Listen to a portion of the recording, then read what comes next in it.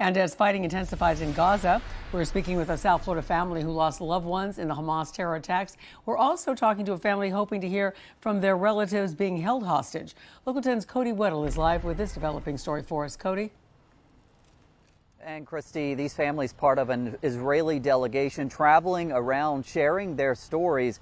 Terrifying stories from that music festival where Hamas militants attacked, and for the families whose loved ones were kidnapped and are now being held hostage, agonizing wait, but hope remains.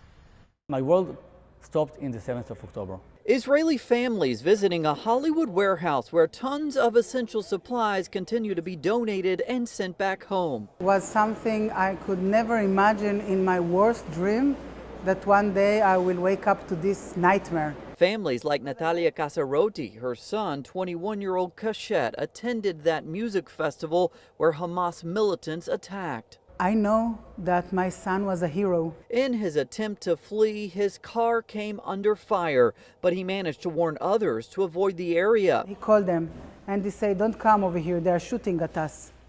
And then the other car turned to the other side. By this, they saved their life. For other families, hope remains. The good news is that Omer is alive.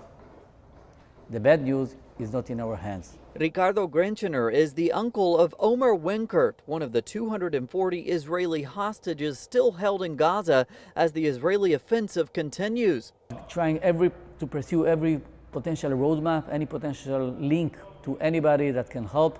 Grenchener says his nephew had retreated to a bomb shelter, but left when the shelter became too crowded. They sent many grenades into the shelter, which is a concrete shelter, so you can understand clearly what happens.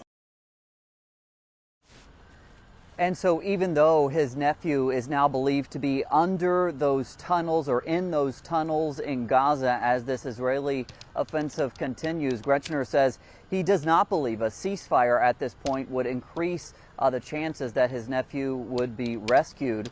Some of these families planning to participate in a biker motorcade this Sunday here in Hollywood. We have the information about that event on our website, local10.com. We're live here in Hollywood. I'm Cody Weddle, Local 10 News.